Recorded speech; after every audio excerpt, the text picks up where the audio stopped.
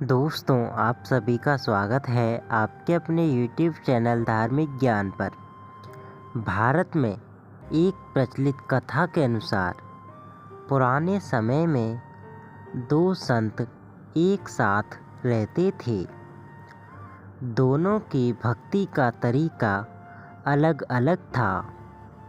एक संत दिन भर तपस्या और मंत्र जाप करते रहता था, जबकि दूसरा संत रोज सुबह शाम पहले भगवान को भोग लगाता और फिर खुद भोजन करता था।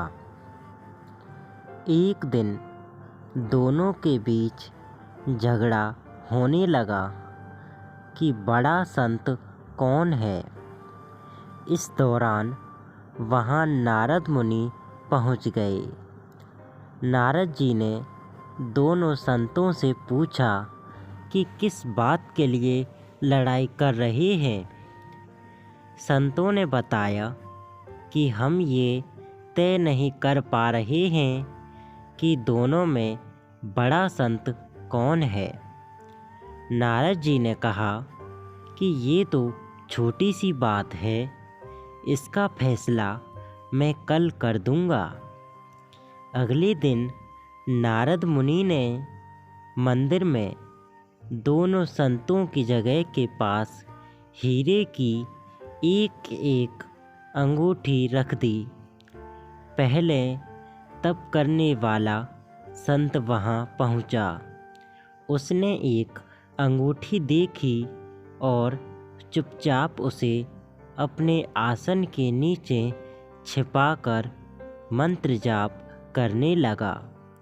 कुछ देर में दूसरा संत भगवान को भोग लगाने पहुंचा। उसने भी हीरे की अंगूठी देखी, लेकिन उसने अंगूठी की ओर ध्यान नहीं दिया। भगवान को भोग लगाया और खाना खाने लगा। उसने अंगूठी नहीं उठाई।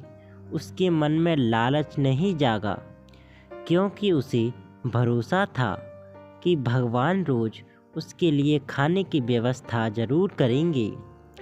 कुछ देर बाद वहाँ नारद जी आ गए। दोनों संतों ने पूछा कि अब आप बताएं कि हम दोनों में बड़ा संत कौन है। नारद जी ने तपस्या करने वाले संत को खड़े होने के लिए कहा।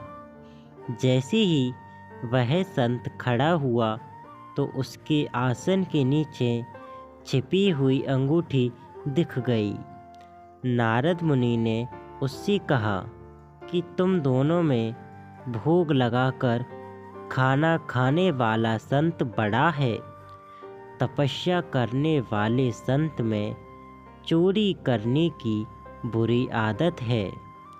उसने भक्ति के समय में भी चोरी करने से संकोच नहीं किया, जबकि भोग लगाने वाले संत ने अंगूठी की ओर ध्यान तक नहीं दिया। इस कारण वही संत बड़ा है।